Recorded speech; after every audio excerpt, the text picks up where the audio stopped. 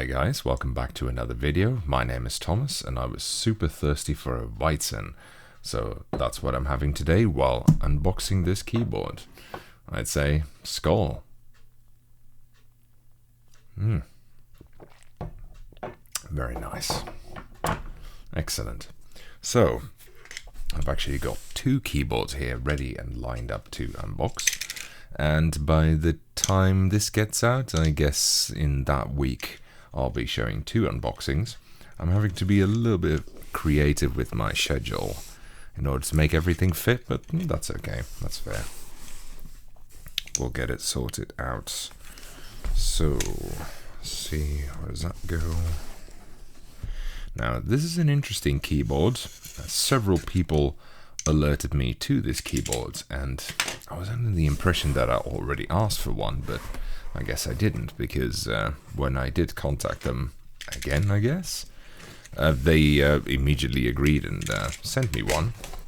And I think this is the kind of keyboard that would be right up my alley. So, careful, there we go.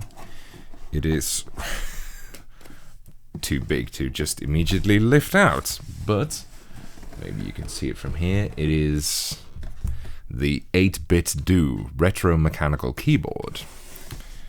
But this inside box is too fucking massive, so I'm gonna quickly take that out here. I don't want to knock anything over on my desk. Right. There you go. So, obviously, I'm known for reviewing vintage keyboards. And some of you who know me a little bit longer may also know that I'm an avid gamer. In fact, I even play old games still a fair bit. So, you know, this should be a nice combination. And there's a few more details about this keyboard that would suit me as well, but we'll get to that later. So first, let's see. It is a TKL, as you can see, 87 keys, PBT keycaps, Bluetooth, mechanical switches, hot swappable programmable keys, etc., etc. And it also comes with a little extra that I'll show you in a bit. First, let's open this motherfucker.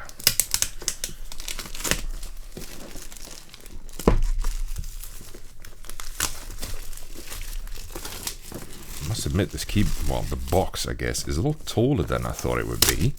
So I'm curious to see everything that's inside it. Right, go away. Now. Oh, come on.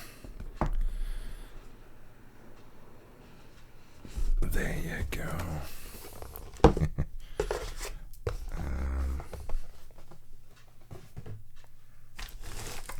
First, take out this. Okay, so lots of stickers to begin with. Game over 404, enter, SOS, a bunch of icons, etc.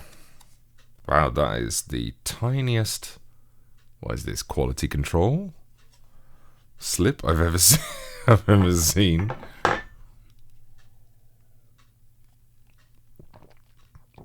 Just quickly replenishing fluids. Fast mapping quick start guide, together with some hotkeys. That's quite useful, I guess. And a manual. I'm not going to go through that right now. And the okay, I think this space is supposed to hold another extra if you ordered it as something. Not entirely sure what that could be for. Now, this is one USB cable, and that is another cable, and it is fixed to this little extra here, which I think is quite funny. This is basically a this is oh, that is good. This is basically a 2-button macro pad, from what I understood. And you can connect it, I guess, to the keyboard, because it uses a 3.5mm audio jack. Man, that is ridiculously clicky. Excellent. I told you I'd be able to appreciate this keyboard. Right, get rid of the box. And let's look at the keyboard proper. Whoa. Oh, that's very strange. It comes with a power light, but the power light actually appears to be on. Let's see. That looks on, doesn't it? That doesn't look like a reflection. Is it actually on? Surely not. Oh, yeah, it is. So it's got two dials near the top here, and set to 2.4, which I think is 2.4, what is it, megahertz, gigahertz, whatever the Bluetooth frequency. So if I switch it to off, yeah, then the light goes off as well. And it's got a volume knob, which looks extremely retro as well, and some extra buttons. Oh my god, look at that. That looks so cool. I like this thing already. Now, one of the reasons why I think I'll be able to appreciate this keyboard more than maybe the average reviewer that unpacks it is this. The housing is completely plastic.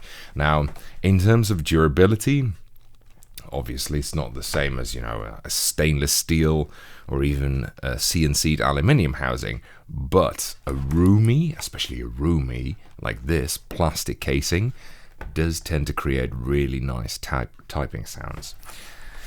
So, oh wow, I just realized this keyboard doesn't actually come with a key puller, but that doesn't matter because I have a million billion.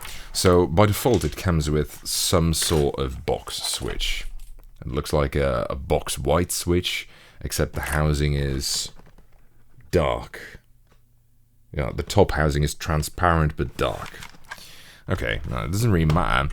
So I didn't know what switches were going to be put inside of it, but I want to make sure that they are very very clicky, and I think these might just fit the bill. Yes.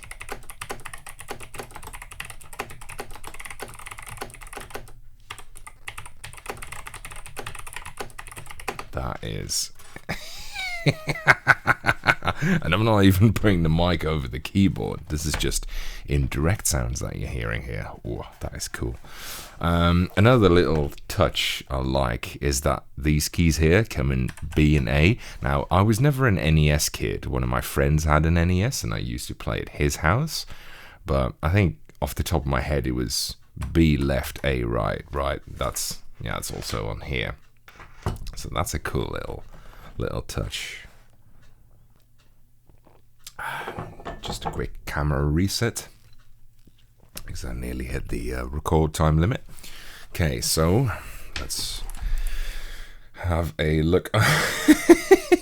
That's so cool. So it's got what the hell is this? Okay, so that's a USB key. I'm gonna guess that that's a dongle. It comes with a brick pattern on it, but not only that, oh, it's magnetic as well. Interesting, that's cool. But it also comes with 4 audio jack ports, you know, these 3.5mm ones, and they're labeled A, B, X, and Y. I mean, what? That's such a nerdy little detail. I love shit like that. So let me just see what I can do. Unwrap this here and then see what happens if I plug it in.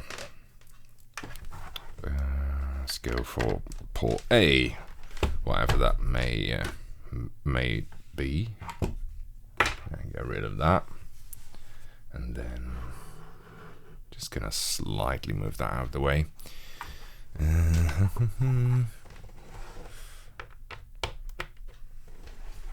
Plug that in there. Well, light comes on again, so that seems to work. Let's try testing utility. Okay, so that's working fine, and then this is... And that doesn't appear to do anything. Maybe I need to set these up. Set these up somehow. I'm not sure what these keyboards do either. Or sorry, what these keys do either. So they're labeled with a, I think it's a Bluetooth thing and a star and fucking a heart or something. I don't know what these buttons do. I'd have to look that up. Does that say on this perhaps? Yeah, so the star, the middle one, press half a sec. That's for fast mapping. I'm going to guess that that means on the fly key recording. So press half a second till it lights up, and then Windows plus D, and then B. Okay, and that programs Windows plus D into it. So let's say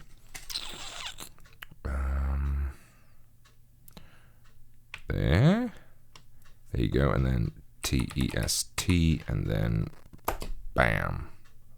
Yeah, wow, that works. Yeah, on the fly macro recording.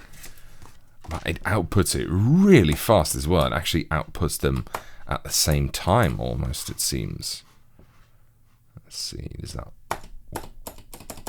test actually, not test. Can't do repeats, it seems. Very interesting. I'll have to look into that. Anyway, wow. Well, this was quite a treat to look into. So I can only imagine what this would sound like with some really, really clicky switches in it. I don't know exactly what switches these are, but if I put something a bit louder in there, I don't know, I might even give it a little bit of a go with some clickies or something. Clickies, the ones from Zeal PC. And that ought to be amazing. Right, anyway, looking at the timer, I think I've rambled on for long enough. Looking forward to testing this out. You'll see this at some point. Like I said, I may have to rearrange my schedule a little bit just to tell everything in the right chronological order. But you'll see it when you see it. And later this week, because this will be the first of the unboxings, you'll see another unboxing. Right, take care guys. See you later.